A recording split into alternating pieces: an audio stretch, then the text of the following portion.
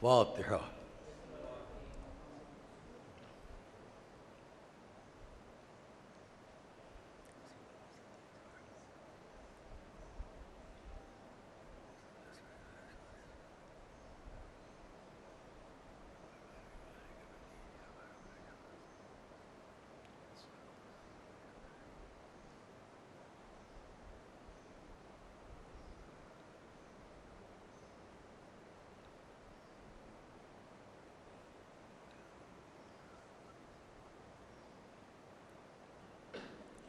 آپ حضرات سے یہ بھی درخواست ہے کہ ہمارے مدرسے کی ایک جانی پہچانی بہت علمی شخصیت سرسی میں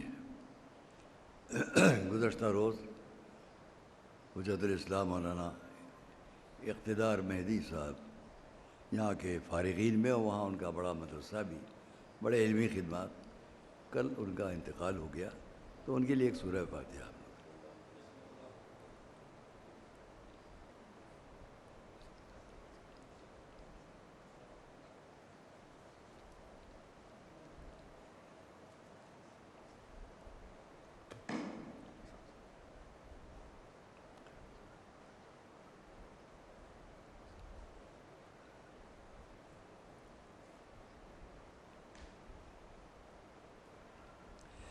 اعوذ باللہ السمیع العلیم من الشیطان اللعین الرجیم، بسم اللہ الرحمن الرحیم، الحمد للہ رب العالمین، والصلاة والسلام علی اشرف الانبیاء والمرسلین، سیدنا و نبینا و شفیعنا ابی القاسم محمد وآل بیت طیبین الطاہرین المعصومین المظلومین، ورحمۃ اللہ علی اعدائہم وقتلتہم وغاصبی حقوقہم اجمعین من الاولین والآخرین۔ اما بعد فقد قال اللہ سبحانہ فی کتابہ المبین وقولہ الحق۔ بسم اللہ الرحمن الرحیم، قل لا اسألکم علیہ اجرا الا المودۃ فی القربى۔ صلوات۔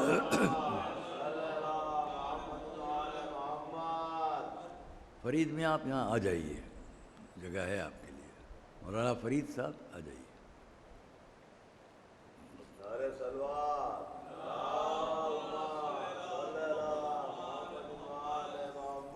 آپ یہاں آ جائیے، 5 آدمی ہیں نا، 4 آدمی ہیں، آپ 5 میں۔ اب کہا بعض لوگوں کو برا لگتا ہے کہ ہم کیا کریں، ہم اپنے قواعد اور قوانین کے خلاف نہیں جائیں گے جو ہے۔ شروع میں ہم آپ سے ایک بات کہہ دیں، یہ جو 5 آدمی، یا اور میں بار بار کہہ چکا، یہ عزاداری پر پابندی کی بات نہیں ہے۔ عزاداری کی پابندی کا تصور اس میں غلط ہے۔ اب یہ الگ بات ہے کہ حکومت، ایڈمنسٹریشن، لوگ، پولیس اس وبا کو روکنے کے لیے اپنے کیا کیا قانون بنا رہے ہیں اور اس پر کتنی سختی سے کہاں عمل کرا رہے ہیں۔ اس کا مقصد کسی بھی مذہب کے مذہبی امور میں مداخلت نہیں ہے۔ ہندو بھائیوں کے بھی سارے جلوس روکے جا رہے ہیں جو ان کے ہوتے ہیں، لیکن ہم کوئی تقابل نہیں کرتے۔ عزاداری ایک الگ، پہلے دن بھی میں نے کہا، اس کے بعد بھی کہا کہ عزاداری ایک ڈیمانسٹریشن، ایک احتجاج ظلم کے خلاف صدیوں سے ہے، پوری دنیا میں ہے۔ اس لیے ہم کو اسے اس نقطۂ نظر سے نہیں دیکھنا چاہیے، اس پر برا بھی نہیں ماننا چاہیے۔ صاحب دیکھیے، وہ وہاں تو اتنا مجمع اور یہاں وہ، میری ہمیشہ سے ایک زندگی ہے کہ غلطی کی مثال سے غلط کام نہیں کیا جا سکتا، بری بات سے بری بات کی مثال نہیں دی جا سکتی۔ وہ ہے تو یہ بھی جائز ہے، یہ نہیں ہے۔ برائی برائی، غلط غلط ہے، صحیح صحیح ہے۔ یہ تو اتفاق ہے کہ اس سال ایسا ہے۔ تقریباً 50 سال پہلے کی بات ہے، کربلائے دیانت الدولہ میں ایک بہت بڑا جلسہ تھا ہم لوگوں کا، اس میں نام میں لیتا اس وقت کے سارے بزرگ علماء، سب لوگ، ہم لوگ تو ان کے مقابلے میں دوسری صف تیسری صف کے لوگ ہوں، اور نوچندی کے علم کے لیے قوم مایوس ہو گئی کہ اب نہیں اٹھیں گے۔ تو وہ جلسہ بڑا اہم تھا جو کربلا دیار الدولہ میں تھا، اور اس میں جو فیصلے ہوتے اس سے امن شہر پر بڑا برا اثر پڑتا، کیونکہ کوئی اب سامنے راستہ نہیں تھا۔ اس وقت ہم نے،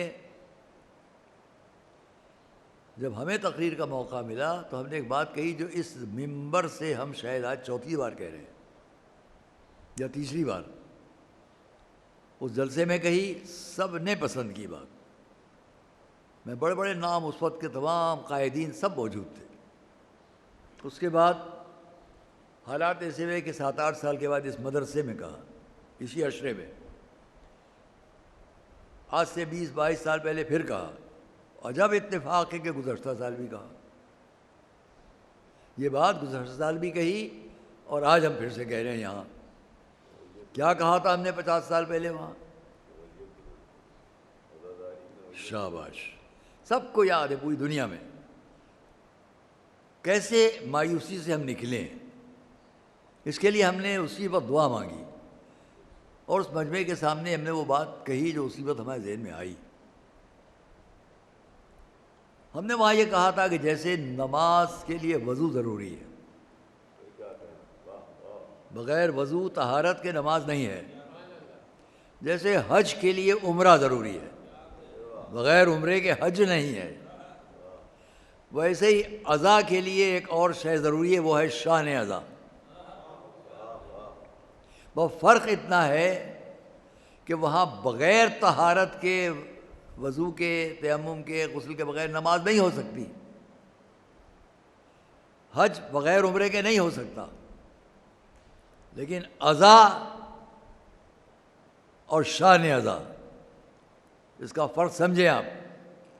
میں اس لیے کہتا ہوں میری طرف دیکھیں، یہ بیچ میں لکھی ہے عزاداری، عزا، نام امام حسین، ماتم حسین، چاروں طرف لکھیے سبیل، سوز، سلام، مرثیہ، ماتم، آگ کا ماتم، زنجیر کا ماتم، یہ چاروں طرف لکھیے، یہ سب ہے شان عزا۔ تو میں نے کہا یہ شان عزا گھٹتی بڑھتی رہتی ہے۔ اس وقت میں نے مثال دی تھی کہ چھوٹی رانی صاحبہ کا تعزیہ اٹھتا تھا، اتنے ہاتھی، اتنے گھوڑے، اتنے اونٹ، اب نہیں اٹھتا۔ مولانا سبتے سے یہ بھی مثال دی تھی کہ مولانا سبتے صداق اللہ علیہ مقامہ مجلسیں پڑھتے تھے، اب وہ نہیں ہیں۔ تو اس وقت لوگ یہ سوچتے تھے اب یہ نہیں ہوگا تو عزاداری ہوگی کہ نہیں ہوگی، لیکن ہم نے اس وقت کہا تھا کہ ان سب چیزوں کے بدلتے رہنے سے اس عزاداری پر اثر نہیں پڑے گا۔ عزا اور ہے، شان عزا اور ہے، شان عزا گھٹتی بڑھتی رہے گی۔ عزاداری کے لیے میں نے کہا تھا آپ اپنے گھر میں بیٹھ کر میر انیس صلی اللہ مقامہ مرزا دبیر کے 2 بند مرثیے کے پڑھ لیں گے، آنکھوں میں آنسو آ جائیں گے، عزاداری ہو گئی۔ اس لیے یہ نہیں ختم ہونے والی ہے کہ اس کا وعدہ رسول کا اپنی بیٹی سے ہے، شان عزا کا وعدہ نہیں ہے۔ صلوات محمد علیہ وسلم، یہ اس وقت کہا تھا کہ آپ 2 بند گھر میں بیٹھ کے پڑھ لیں، آنکھیں نم، عزاداری ہو گئی۔ مجھے کیا معلوم تھا کہ یہ سب ہوگا، ہم 5 آدمیوں میں پڑھ رہے ہیں، میرے پاس فون آتے ہیں کہاں سے، لوگ کہتے ہیں ایسا لگتا ہے کہ ہزاروں آدمیوں میں آپ کی مجلس ہو رہی ہے، یہ تو میں پڑھ رہا ہوں۔ بیٹھے تو 5 ہیں، لیکن یہ 5 چونکہ پنجتنی ہیں اس لیے ان کی آواز کہاں کہاں جا رہی ہے۔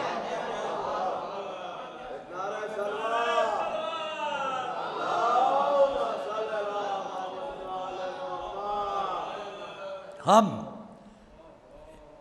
پرسوں نرسوں ہم نے کہا تھا، آج پھر کہیں گے، آج کے اردو اخبارات میں سے میں نے بعض میں دیکھا جس میں لکھا ہوا ہے کہ کل کی تاریخ، جو کل کا دن گزرا، اس کرونا کے مرض سے صحیح ہونے، ٹھیک ہونے والوں کی تعداد ہر دن سے زیادہ ہے۔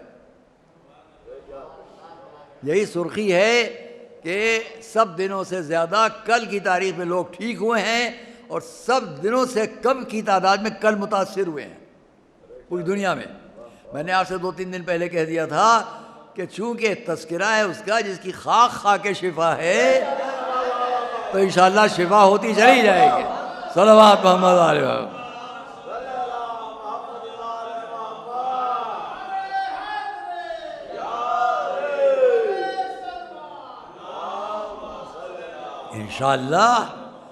انشاءاللہ آگے آئندہ سال اس سے بہتر پیمانے پر سب ہوگا جو ہوتا رہا، اور یہ امتحان ہے ہم سب کا، ساری دنیا میں۔ ان حالات میں بھی تم ٹوٹے ہوئے دل کے ساتھ عزاداری کرو گے یا اپنے پورے جذبے کے ساتھ کرو گے؟ شکستہ دلی اس کی ہے کہ ہم ویسے نہیں کر پا رہے ہیں، لیکن عزاداری سے کسی کا ذہن ہٹ جائے یہ کہیں نہیں ہے۔ چاہے گاؤں میں ہو، قریے میں ہو، قصبے میں ہو، دیہات میں ہو، کسی گھر میں ہو، بڑی جگہ پر ہو، سب آج کل متوجہ ہیں۔ اور میں درخواست کروں گا پھر سے ایک مرتبہ، کہوں گا اپنی حکومت سے، ہم قانون کی پابندی کر رہے ہیں، لیکن عزاداری کے معاملے میں تعزیہ یہ نقل ہے، ذریعہ ہے امام حسین کی۔ تعزیہ جو بنتا ہے تیلیوں اور کاغذ پر، یہ نقل ہے قبر امام حسین کی۔ ہم وہاں نہیں جا سکتے، یہاں کر لیں۔ اور اس لیے اس کے بارے میں انشاءاللہ جلد آپ لوگ فیصلہ کر لیں گے، اور ہماری پوری قوم جہاں جہاں مضطرب ہے، پریشان ہے، بے چین ہے، اس کے ذہن کو سکون ملے گا۔ ایک صلوات محمد علیہ۔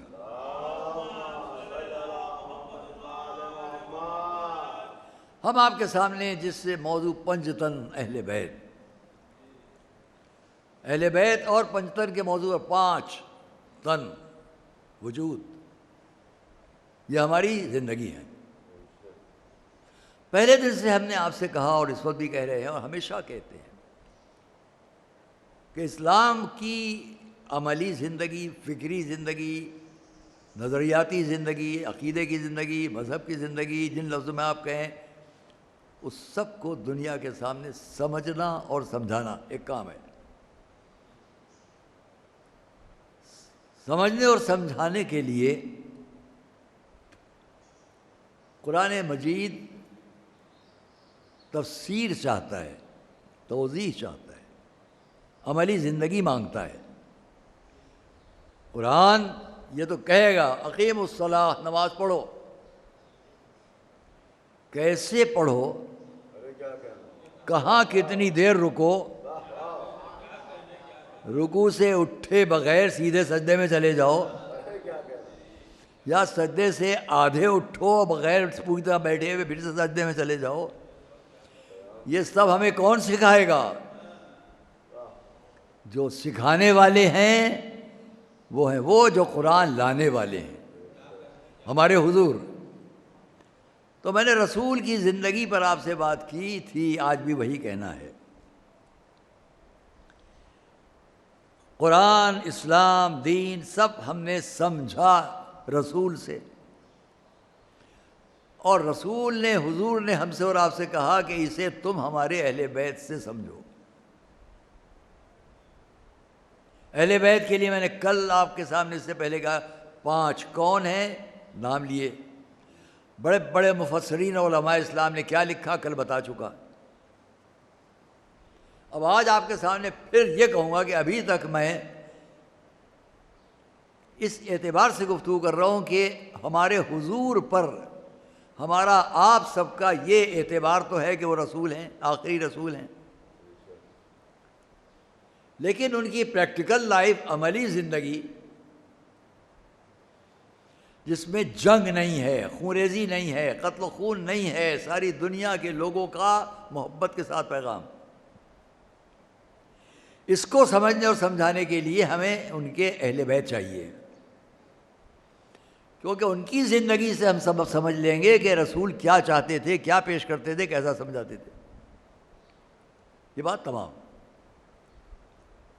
ہم نے اس کے لیے حضور کے خانوادے کی بات کہی، حضرت عبد المطلب، حضرت ابو طالب، حضرت جعفر، حضرت عقیل، حضرت جناب حضرت خدیجہ، حضرت فاطمہ بنت یہ سب.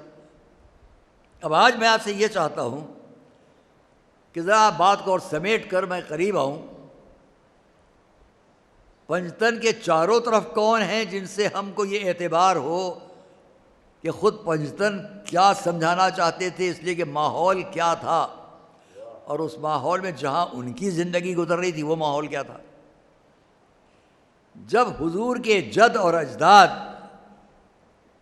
اس زندگی کو پیش کر رہے تھے کہ جو آج تک ہمارے سامنے ہے حضور کی زندگی.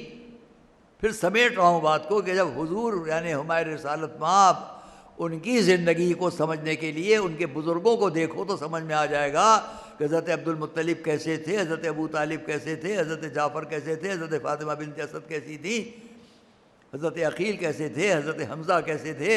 ان سے جب بات سمجھ میں آ جائے گی کہ یہ سب جب ایسے ہیں تو جو اس گھر میں تھے حضور اور جو خود اسلام لے کر آ رہے ہیں، قرآن لے کر آ رہے ہیں، وہ کیسے ہوں گے. ہم نے کل بھی آپ سے کہا کہ ان کی زندگی پر سے بچپن سے لے کے اعلان نبوت تک کی پوری زندگی ہم کس سے سمجھیں. بچپن سے لے کے حضور کی کمسنی سے لے کے اعلان نبوت تک کی زندگی کو ان چاروں طرف کے لوگوں سے سمجھیں گے. حضرت عبد المطلب سے ہم سمجھیں گے کہ حضور کیا چاہتے تھے. حضرت فاطمہ بنت اسد سے ہم سمجھیں گے کہ حضور بچپنے میں کیسے تھے. جب کمسنی کے سارے واقعات سے لے کے 40 سال 43 سال کے سن تک کی ساری باتیں سمجھنا ہو تو کس سے سمجھیں؟ یا ابو طالب بتائیں گے، یا حضرت عبد المطلب بتائیں گے، یا حضرت حمزہ بتائیں گے، حضرت جعفر بتائیں گے، حضرت عقیل بتائیں گے جو بڑوں میں ہیں. اس وقت کی زندگی کے بارے میں کہ کمسنی سے بالکل آخر حیات تک حضور کی کتنی پاک پاکیزہ زندگی ہے، اسے ہم کس سے سمجھیں گے؟ جو بتانے والے تھے انہوں نے اتنا اچھا بتایا، اس کے بعد بھی ذہنوں پر پردے پڑ گئے. اس کے بعد بھی یعنی کیا کیا لکھا جانے لگا رسول کے بارے میں. اگر وہ نہ لکھتے تو پھر بتائیے کہ حضور کی زندگی کمسنی کی آپ کس سے سمجھتے؟ راہب سے کیا بات ہوئی، ابر نے کیسے سایہ کیا، نقش قدم کیسے ابھرا، زمین پر سے ریت اٹھائی تو کیسے سونا بنی، یہ سب کون سمجھاتا؟ ابو جہل سمجھاتا، ابو لہب سمجھاتے. صلوات محمد و آل محمد.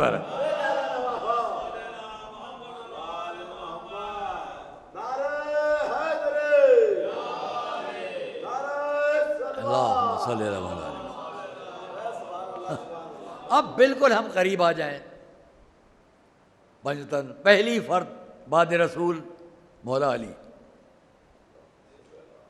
پہلی فرد رسول کے بعد مولا علی.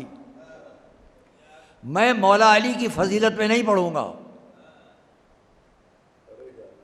ان کی فضیلت نہیں پڑھ رہا ہوں، بلکہ ان کے رشتے سے، ان کے واسطے سے حضور کی فضیلت بیان کر رہا ہوں.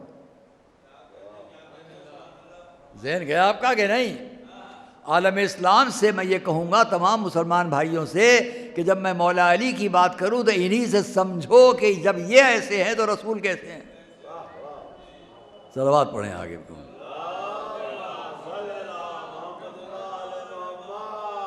میں مثال دیتا ہوں، کہاں سے بات کروں، کہاں سے شروع کروں، کہاں لے جاؤں. دیکھیے، ایک بات میں آپ سے یہ پوچھنا چاہتا ہوں کہ مولا علی کی ولادت کہاں ہوئی؟ کم وقت میں بات کو سمیٹنا ہے. مولا علی کی ولادت کون ایسا عالم اسلام کا جو نہیں جانتا؟ ایک چھوٹی سی مثال سامنے کی دے رہا ہوں، سب کو یاد رہ جائے. جہاں جہاں میرے مسلمان بھائی بھی عالم اسلام میں کوئی بھی اس تقریر کو سن رہا ہو، پہلی بار یہ بات میں کہہ رہا ہوں، لکھی بھی نہیں پائیں گے آپ، سنی بھی نہیں پائیں گے، پہلی بار کہہ رہا ہوں. فرض کیجئے کہ میرے ایک دوست تھے، کمسنی میں میرے ساتھ تھے 7-8 سال کے سن تک. پھر وہ عراق چلے گئے اپنی فیملی کے ساتھ، اپنے بزرگوں کے ساتھ. 50 سال 60 سال انہوں نے زندگی عراق میں گزاری، آئے نہیں ہندوستان. 50-60 سال کے بعد وہ ہندوستان آئے، لکھنؤ آئے. یہاں کہیں کشمیری محلہ، مفتی گنج، مقبرہ کہیں رہتے تھے، وہ وہیں پیدا ہوئے، وہیں 4-5 سال کے سن تک رہے اور اب چلے گئے اپنے بزرگوں کے ساتھ عراق، وہیں زندگی گزاری، اور اب اچانک ایسا وقت آیا کہ ان کو وہاں سے لکھنؤ آنا پڑا۔ سائیکالوجی، نفسیاتی بات۔ جب وہ لکھنؤ آئیں گے پہلی بار اپنی کمسنی میں جانے کے بعد تو کیا کہیں گے؟ مجھے ذرا وہاں لے چلیے جہاں میں رہتا تھا، مجھے ذرا وہاں لے چلیے جہاں میں پیدا ہوا تھا، میں وہ گھر ایک نظر دیکھ لوں ہے کہ نہیں ہے، اسی شان میں کیا ہے۔ کوشش کریں گے کہ جس محلے جس مکان میں وہ 4-5 سال کے سن تک تھے وہیں پیدا ہوئے تھے اس گھر کو ایک نظر دیکھ لیں۔ جب یہ وہاں جائیں گے ان کا یہ گھر تھا جہاں آپ رہتے تھے، اس کے دروازے کو دیکھیں گے، اس کی دیواروں کو دیکھیں گے، ایک ایک اینٹ کو دیکھیں گے، ہر شے سے انہیں محبت ہوگی کہ نہیں؟ بہت توجہ کیجیے گا، اس مکان کے دروازے سے محبت، اس مکان کی دیواروں سے محبت، اگر کوئی درخت وہاں لگا ہوا تھا بڑا ہو گیا اس سے محبت، یہاں پیدا ہوا تھا، یہاں پیدا ہوا تھا، یہاں میں تھا، یہاں میں تھا۔ نفرت تو نہیں ہوگی کسی چیز سے، نہ درخت سے جو اس مکان میں ہے، نہ دروازے سے، نہ کھڑکی سے، نہ دیواروں سے، کسی چیز سے نفرت نہیں ہوگی۔ اب مجھے بتاؤ، مکے میں ایک گھر ہے جسے کہتے ہیں خانہ کعبہ، جو پوری دنیا جانتی ہے، اس گھر میں اکیلی ایک ہی شخصیت تھی جو پیدا ہوئی، جو کہہ رہا ہوں یاد رکھیے گا، اس گھر میں اکیلی ایک شخصیت تھی جو پیدا ہوئی اور کوئی نہیں، وہ ساری دنیا جانتی ہے، مولا علی۔ جب اس گھر میں پیدا ہوئے، کم سنی سے لے کے بڑے ہونے تک حضور کے اعلان نبوت کا وقت آنے سے 10 سال تک کم سے کم حضور کے ساتھ ساتھ اسی محلے میں ہیں، اسی شہر میں ہیں۔ اب ہمارے حضور کے ساتھ ساتھ مولا علی کو اس گھر کی ہر شے سے محبت ہونا چاہیے۔ صلوات پڑھیے محمد و آل محمد پر۔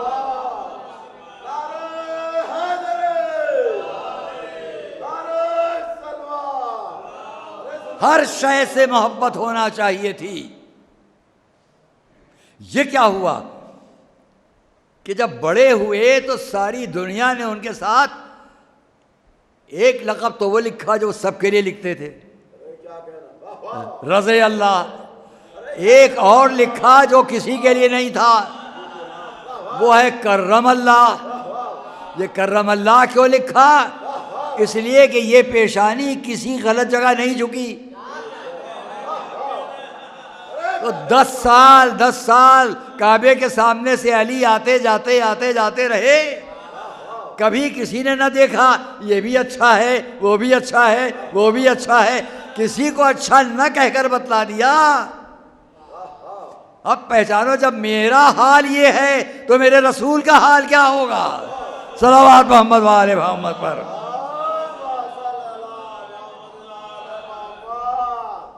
بلکہ جب وقت آیا تو ان سب کو ہٹا دیا، جب وقت آیا تو ان سب کو ہٹایا۔ مولا علی کہیں اور نہیں، روایات میں ہے، واقعات۔ میرے استاد یہاں ہم پڑھتے تو جناب مولانا ایوب حسین صاحب قبلہ، ایک موقع پر ہم نے ان سے کہا مولا کے بارے میں بتائیے، ہمارے استاد تھے، انہوں نے کچھ لکھ کے دیا۔ بعد میں نے اس کو دیکھا، یہ واقعہ ایک کتاب بہت مشہور ہے الصراط السوی فی احوال المہدی، اس کے اندر یہ موجود ہے، لیکن انہوں نے مجھے لکھا، میں طالب علم تھا ان کا، پڑھتا تھا یہاں اسی مدرسہ نازمیہ میں، اور ان کے ساتھ کے ساتھی لوگ وہ تھے جنہوں نے ہمیں پڑوسی ملک میں جا کر آباد رہے، وہیں سے آئے تھے پڑھنے۔ آج بڑے بڑے مدرسے وہاں کے جو ہیں انہی کے بنائے ہوئے ہیں، یعنی اس مدرسے کے شاگردوں کے۔ یہ ہم بات پھر کبھی کریں گے۔ تو انہوں نے ایک بات ہم کو ایک جملہ لکھا، دیکھو لکھو، مولا علی کی ولادت کے لیے روایت کا فقرہ یہ ہے، ولد علی فی جوف الکعبہ۔ میں نے گزشتہ سال شاید یا اور کہیں کہا ہو، مسئلہ بتائیے، آپ سب جہاں جائیں جو میری آواز سن رہے ہو، فتویٰ مسئلہ بتائیے آپ خانہ کعبہ کے اندر گئے، علماء سے پوچھتا ہوں، دروازہ کھلا، اندر گئے آپ، اب وہاں آپ کو نماز پڑھنا ہے، کعبے کے باہر نہیں، بلا تشبیہ یہ کعبہ ہے، آپ یہاں کھڑے ہیں، یہاں کھڑے ہیں، یہاں کہیں بھی کھڑے ہو جائیں نماز پڑھنے ادھر کر کے، لیکن جب کعبے کے اندر آپ ہیں تو اب آپ کو نماز پڑھنا ہے تو آپ کدھر رخ کر کے پڑھیں؟ فتویٰ کیا ہے؟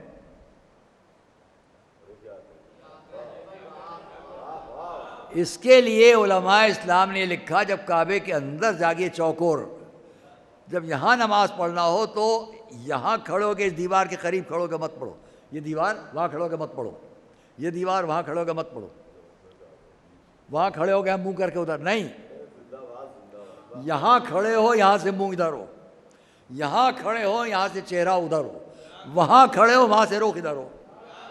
کعبے کے اندر آپ یہ نہیں کر سکتے کہ دیوار کے پاس کھڑے ہو کے نماز پڑھ لو، بلکہ ایسے کھڑے ہو کہ یہاں سے وہ دیوار دکھائی دے، وہاں سے وہ دیوار دکھائی دے، وہاں سے وہ دیوار دکھائی دے۔ اب آپ سمجھے مصلحت؟ روایت یہ کہ ولد علی فی جوف الکعبہ، علی وسط کعبہ میں پیدا ہوئے، صلوات محمد و آل محمد۔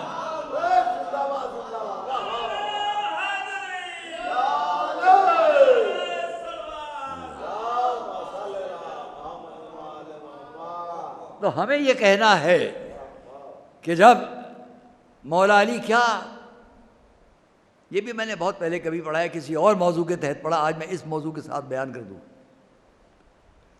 عالم اسلام میں ایک بہت مشہور کتاب ہے، اس کا نام ہے المستطرف،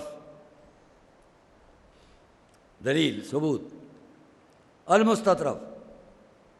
اس کے اندر آپ پڑھیں گے فہرست شجاعان عرب، عرب کے بہادروں کی فہرست۔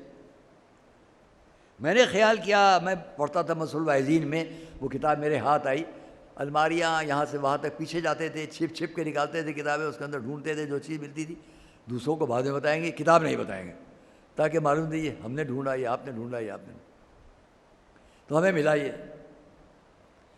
فہرست شجاعان عرب۔ جب میں نے فہرست میں دیکھا کہ عرب کے بہادروں کی فہرست، تو مجھے ڈر لگا میں ڈھونڈوں گا، لیکن یہ لوگ بہت کوتاہیاں کرتے ہیں، ایسا نہ ہو کہ اس میں مولا علی کا نام نہ ہو۔ خیال یہی تھا کہ نام نہیں ہوگا، عرب کے بہادروں کی فہرست، اب اندر کھولوں گا جہاں، وہاں ہو سکتا ہے نام نہ ہو۔ ڈرتے ڈرتے، طالب علمی کی زمانہ 16 17 18 سال کا سن ہوگا، میں نے کھولا اسے، جب اس صفحے تک پہنچے تو اس فہرست میں سب سے اوپر میرے مولا کا نام لکھا ہوا تھا۔ بہت تفصیلی یہاں پوری بات ہے، وہ نہیں بیان کرنا ہے، موضوع کے اندر رہتے جو بات کہہ رہا ہوں اس کو بیان کر دوں۔ نام کس طرح لکھا تھا؟ شروع اس طرح ہوا، امیر المؤمنین، یہاں سے شروع ہو رہا ہے نام مولا علی کا، فہرست میں امیر المؤمنین علی ابن ابی طالب، صلوات محمد علیہ۔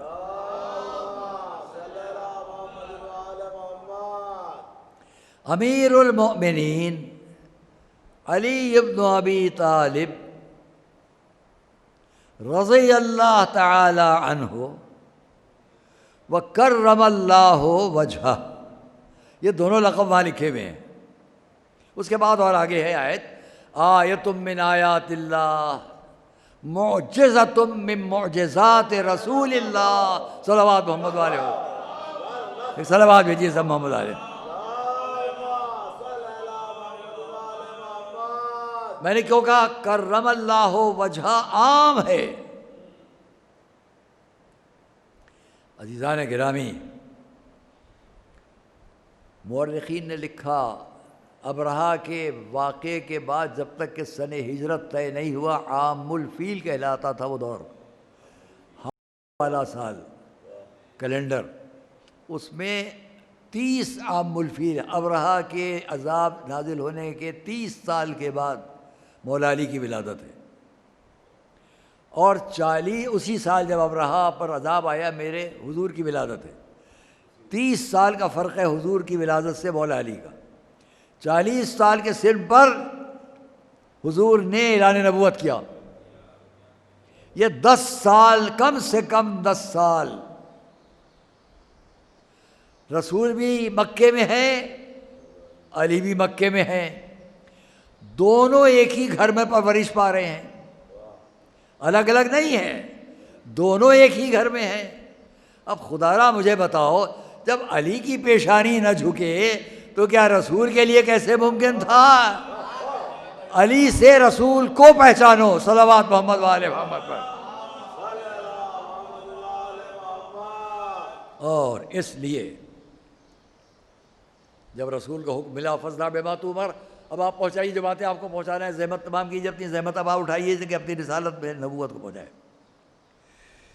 اور اس کے بعد حکم ملا وانذر عشیرتک الاقربین۔ تو مسلمانوں نے یہاں پر بھی بہت سے علماء اسلام نے لکھا کہ ہاں صاحب، جب وہ وقت آیا کہ رسول نے دعوت ذوالعشیرہ کی اور لوگوں کو بلایا، دعوت دی، میں اللہ کا پیغام لے کے آیا ہوں، جو اس میں میرا ساتھ دے گا وہ ایسا ہوگا، ایسا ہوگا، ایسا ہوگا۔ 3 دن تک لوگوں کو بلایا، 3 دن تک دعوت دی، کھانا کیا سب کے لیے۔ اس پہ بھی لوگوں نے مذاق اڑایا کہ 1 پائے گوسفند، 3 کلو آٹے کی روٹی، اور یہ دسترخوان جس پر 40 آدمی، 40 آدمی اور خالی اتنا سا کھانا۔ تو لوگوں نے مذاق بھی اڑانا شروع کیا، لیکن وہ یہ نہیں جانتے تھے کہ اس کا اہتمام کس کے حوالے ہوا تھا۔ صلوات محمد علیہ۔ اور اب آپ لکھتے ہیں کہ مولا علی سب سے پہلے ایمان لانے والے، سب سے پہلے علی ایمان لائے اس دعوت میں۔ اس پر ایک اچھے عالم، بزرگ عالم نے ایک جملہ لکھا، وہ میں نقل کروں آپ کے سامنے۔ آپ یہ کہہ کر مولا علی کی فضیلت کو کم کرنا چاہتے ہیں کہ دعوت ذوالعشیرہ میں سب سے پہلے کم سن لوگوں میں ایمان لانے والے علی، پھر بعد میں آپ نے لکھا کہ اور عورتوں میں ایمان لانے والی حضرت خدیجہ، اور مردوں میں سب سے بزرگوں میں فلاں صاحب ایمان لائے بعد میں۔ تو بعد میں ایمان لانے والوں میں یہ، اور کمسنی میں ایمان لانے والوں میں یہ۔ آپ نے کمسنی کی لفظ لگا کر مولا علی کے ایمان کی فضیلت کو گھٹانا چاہا۔ اس پر ان صاحب نے یہ ضرور لکھا، بڑا اچھا لکھا، سنیں گے آپ، کم سے کم اتنا تو مانو کہ رسول نے اس ایمان کے بعد کیا کہا؟ آج سے یہ میرا بھائی وسیع وزیر خلیفہ و جا رشید۔ اب جملہ کیا لکھا، جملہ سنیے گا۔ رسول نے فرمایا، جب کسی نے ساتھ نہ دینے کی بات کی، مولا علی نے اٹھ کر کہا آج سے میں آپ کا ساتھ، پہلے دن، دوسرے دن، تیسرے دن، تو آخر میں رسول نے فرمایا آج سے میرا بھائی وسیع وزیر خلیفہ جانشین۔ تو اس پر علماء نے لکھا، آپ یہ کہہ کر مولا علی کے ایمان کی اس عظمت فضیلت کو کم کرنا چاہتے ہو کہ سب سے پہلے کم سن لوگوں میں ایمان لانے والے علی۔ کم سے کم اتنا تو مان لو کہ علی کی کمسنی کا ایمان رسول کو اتنا اہم تھا۔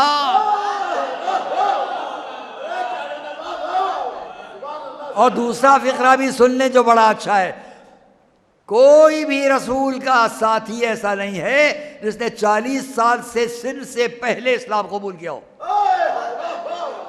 تو لکھنے والے نے اچھا لکھا کہ کم سے کم یہی مانو کہ جو علی نے 10 سال کے سن پر فیصلہ کیا، وہ دوسروں کو 40 سال کے سن پر۔ صلوات محمد وآل محمد پر۔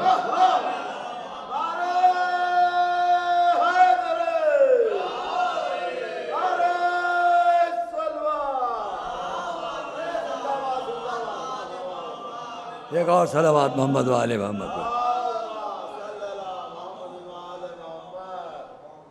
ہاں دوستو عزیزو، میں آج بہت وقت نہیں لوں گا آپ کا، میں اتنا کہوں گا کہ یہ ہے ذات مولا علی جن کے ذریعے پہچانے ہم۔ اور پھر یہ ایمان پہلے لائے کہ ایمان بعد میں لائے، جس کی کمسنی سے آپ 10 سال سے مان رہے ہیں کہ کبھی کسی جگہ غلط جگہ سر نہیں جھکا، کرم اللہ وجہ تو آپ لکھ رہے ہیں، اور پھر بھی کہ اب ایمان لائے۔ میں یہ کہا کرتا ہوں کہ جو علی کے ایمان پر ایمان نہ رکھے وہ کہاں سے ایمان اس کا ہوگا؟ کب ایمان لائے؟ اور پھر دلیل دیتا ہوں، میں نے کئی بار کہا، اس کو یہاں بھی دہرا دوں، رسول نے کیا حکم دیا؟ یا علی ان 40 لوگوں کو بلا لو. اس میں حضرت ابو طالب بھی ہیں. 2 مذاق یہاں اڑائے گئے ان 40 کے مجمع میں. اتنا سا کھانا، اتنے لوگ. دوسرا حضرت ابو طالب سے، لو آج سے تم کو تمہارے بیٹے کی اطاعت کا حکم. کہیں یہ دکھا دیجئے کہ حضرت ابو طالب نے پلٹ کے جواب دیا ہو. ان کی مسکرا کر خاموشی بتا رہی ہے کہ تم ٹھیک کہہ رہے ہو.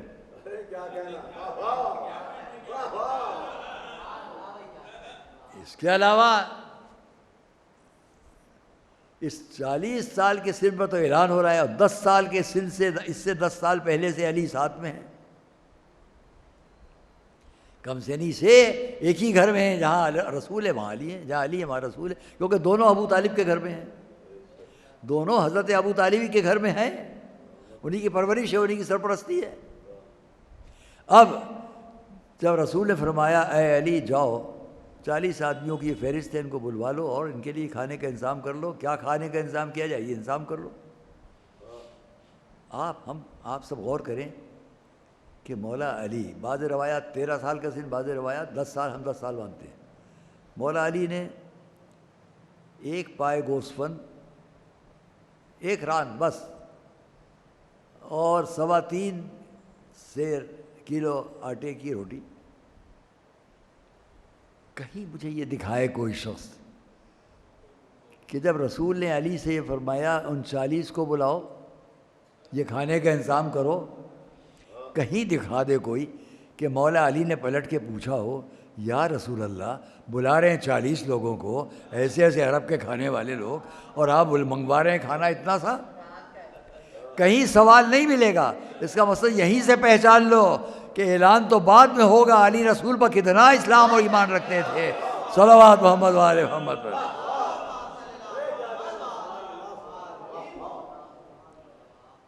اور یہ ہے ذات علی رسول کے ساتھ.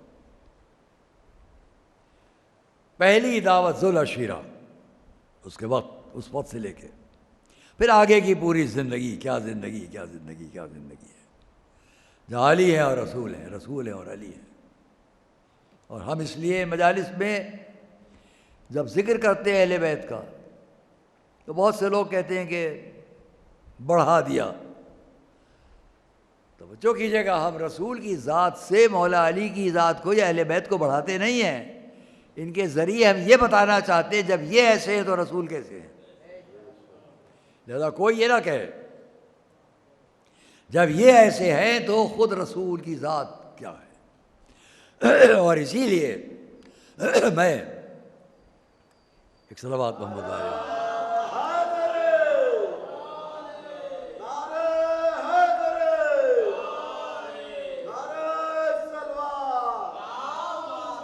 ہم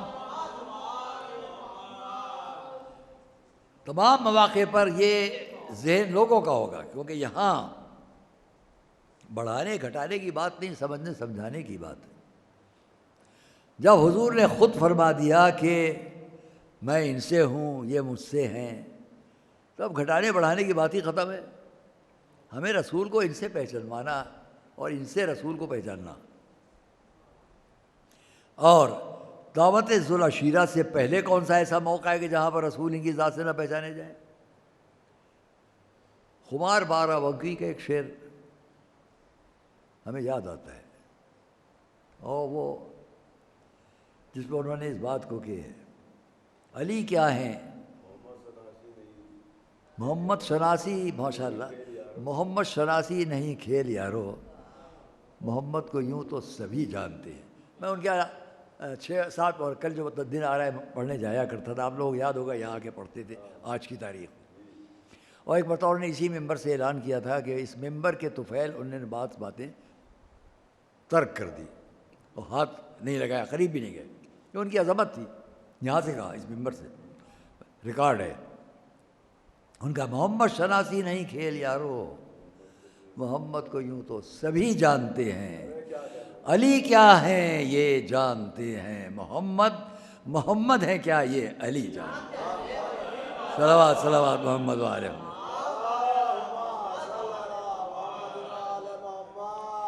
بات ہے علی کی،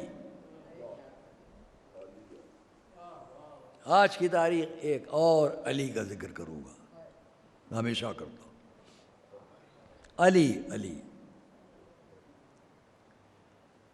آج کی تاریخ ایک اور، جن کے لیے یہ لکھا گیا، ان کی مادر گرامی کا نام تھا لیلا، جس کو غلطی سے لوگ ام لیلا پڑھتے ہو لکھتے ہیں، ام لیلا نہیں، لیلا۔ حضرت لیلا کے دادا بہت بڑے عالم تھے، سادات میں ان کا بڑا احترام تھا، اور حضرت علی اکبر کے نانا پر نانا حضرت لیلا کے دادا،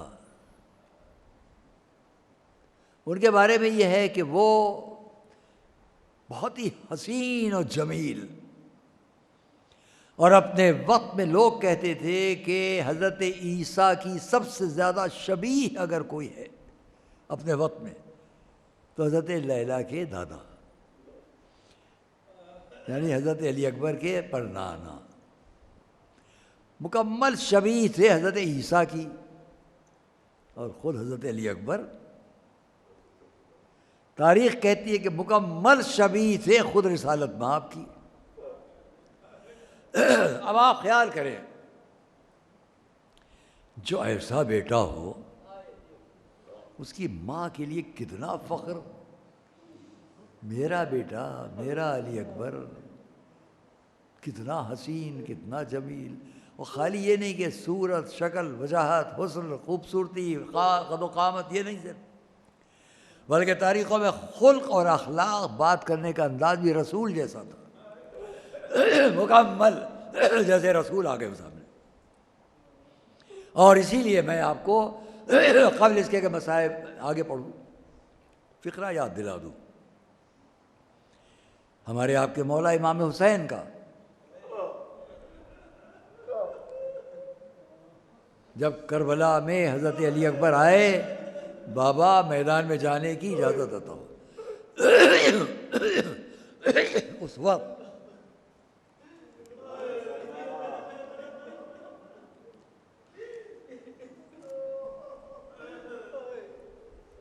جب آئے حضرت علی اکبر اجازت لینے، تو کیا فقرہ ہے، مولا نے اجازت دی، میں بعد میں کہوں گا اسے، لیکن اتنا ہوا کہ وہ علی اکبر جا رہے ہیں اور یہ امام حسین سر آسمان کی طرف، فقرہ کہ اللہم اشہد علی ہؤلاء القوم، پالنے والے اس قوم پر تو گواہ رہنا جس کی طرف میں اپنے اس بیٹے کو بھیج رہا ہوں، جو صورت میں، سیرت میں، بولنے میں، اخلاق میں بالکل تیرے رسول جیسا تھا، تیرے رسول جیسا تھا۔ اے میرے رب، جب میں چاہتا تھا کہ میں اپنے رسول کی زیارت کر لوں تو میں اپنے اس فرزند کو دیکھ لیتا،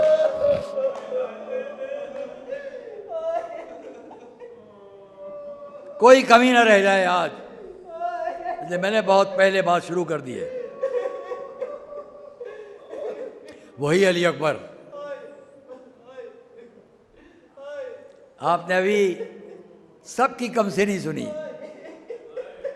شہزادہ علی اکبر کی بھی کم سنی بیان کروں، تاریخ میں ہے، تھوڑی دیر سن لیجئے کہ دور دور سے لوگ مدینے آتے تھے، چلو مدینے چلیں، ہم نے تو نہیں دیکھا لیکن سنتے ہیں کہ وہاں ایک بنی ہاشم میں بچہ ایسا ہے جو رسول جیسا ہے، جو رسول جیسا ہے۔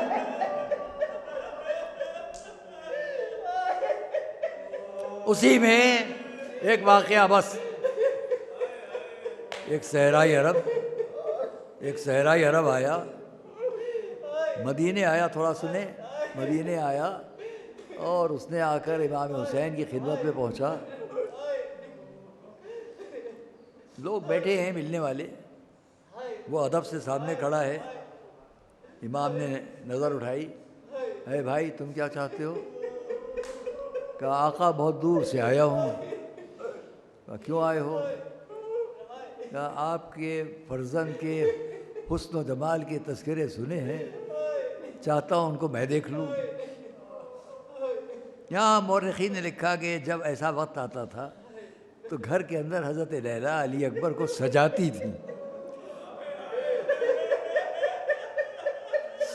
تھیں لباس آراستہ کرتی تھی۔ میرے بیٹے کو باہر بلایا گیا ہے، باہر سے لوگ اسے دیکھنے آئے۔ آپ سمجھ سکتے ہیں ماں کا دل کیا چاہے گا، یوں ہی تھوڑی بھیج دے گی۔ اس وقت بھی ایسے ہی ہوا، اندر آواز گئی، پیغام پہنچا علی اکبر کو دیکھنے کو آیا ہے۔ ماں نے سجایا، راستہ کیا، بھیجا۔ کم سن علی اکبر باہر آئے، امام کے پاس آ گئے، اپنے بابا کے پاس آ گئے۔ ایک کم سن بچہ اپنے بابا کے پاس، اس صحرائی عرب سر جھکائے ادب سے کھڑا ہے۔ امام نے فرمایا لے بھائی اپنی تمنا پوری کر لے، تو آیا تھا لے دیکھ لے۔ اس نے ادب سے سر جھکائے کھڑا تھا، سر اٹھایا، نظریں بلند کیں۔ تاریخ میں جیسے ہی حضرت علی اکبر پر نظر پڑی، لرزہ کانپا، غش کھا کے گر پڑا، غش کھا کے گر پڑا۔ جب ہوش میں آیا دوڑ کر امام کے قدموں سے لپٹ گیا۔ آقا دعا کر دیجئے کہ اللہ مجھ کو بھی ایک ایسا فرزند دے دے۔ میرے آقا دعا کر دیجئے اللہ مجھ کو بھی ایک ایسا بیٹا دے۔ امام نے کیا فرمایا؟ بھائی دعا تو کر دوں لیکن پہلے ایک میری بھی بات ہے، سنے گا؟ کہا مولا بتلائیں۔ فرمایا ہے بھائی اگر اللہ تجھ کو ایک ایسا بیٹا دے اور اس کے پیروں میں کانٹا چبھ جائے تو برداشت کرے گا؟ کہا آقا اس کے پیر میں نہ چبھے، میری آنکھ میں چبھ جائے برداشت کروں گا۔ کہا پھر بھائی تمنا ایسے بچے کی نہ کر، میرا یہ بیٹا تیروں سے تلواروں سے شہید ہونے کے لیے ہے۔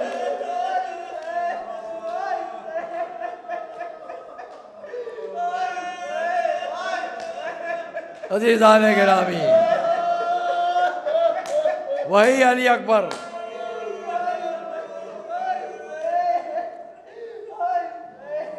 میدان کربلا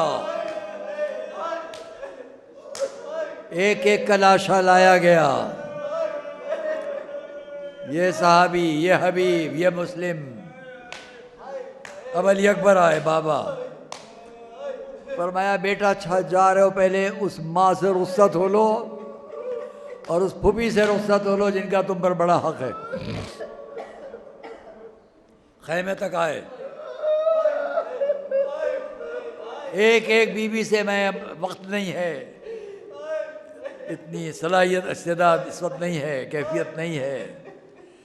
ہاں اتنا دیکھا میں نے کہ جب خیمے سے باہر آ کر گھوڑے پر بیٹھ گئے تو خیموں کے بیچ میں خیام اہل حرم، ان کے بیچ میں یہ خیمے، بیویاں ایک طرح خیمے سے باہر بھی ہیں، خیموں کے اندر بھی ہیں۔ علی اکبر گھوڑے پر بیٹھے ہیں، چاروں طرف خیمے سے نکلی ہوئی بیویاں ایک طرح خیموں کے اندر بھی ہیں۔ لیکن راوی نے لکھا کہ ہر شخصیت کی نظر در خیمہ پر ہے، جیسے کسی کا انتظار ہے کوئی آ جائے تو علی اکبر جائیں۔ زینب کھڑی ہیں، سکینہ کھڑی ہیں، سب کے سب شہزادیاں، اور علی اکبر، میں اسی میں بات ختم کر دوں گا۔ علی اکبر بار بار پلٹ کر در خیمہ کو دیکھ رہے ہیں۔ اتنے میں خیمے کے در کا پردہ ہٹا، ایک بیوی نے خیمے کے پردے کے پاس اپنے جوان کو دیکھا، بیٹے نے ماں کو دیکھا، ماں نے بیٹے کو دیکھا۔ علی اکبر نے آواز دی اماں خدا حافظ۔ لیلا نے وہیں سے جواب دیا جاؤ بیٹا جاؤ، خدا حافظ۔ تمہاری ماں تمہاری شکر گزار کہ تم نے اپنی ماں کو روز قیامت سیدہ کے سامنے سرخرو کر دیا. علی اکبر کا گھوڑا بڑا، لیلا زمین پر بیٹھ گئی، خیمے کا فرش ہٹایا، ریت اٹھائی، سر کے بالوں میں ڈالنا شروع کی. اے وہ جس نے یعقوب کو یوسف کی طرف پلٹایا، جس نے اسماعیل کو ہاجرہ کی طرف پلٹایا، رد علیہ ولدی، ایک دفعہ میرے بیٹے کو واپس کر دے. ہاں علی اکبر ایک دفعہ آئے، پھر گئے، اب جو گئے تو نہیں آئے. آواز آئی بابا آخری سلام. حسین مقتل کی طرف گئے، ایک جوان ایڑیاں رگڑ رہا ہے، سر کو زانو پر رکھا، ابلتے ہوئے خون کو امامے میں پوچھا. آواز آئی صبرن لک یا حسین، اے حسین تم کو اللہ صبر عطا کرے، تمہیں اللہ صبر عطا کرے. سيعلم الذين ظلموا أي منقلب ينقلبون.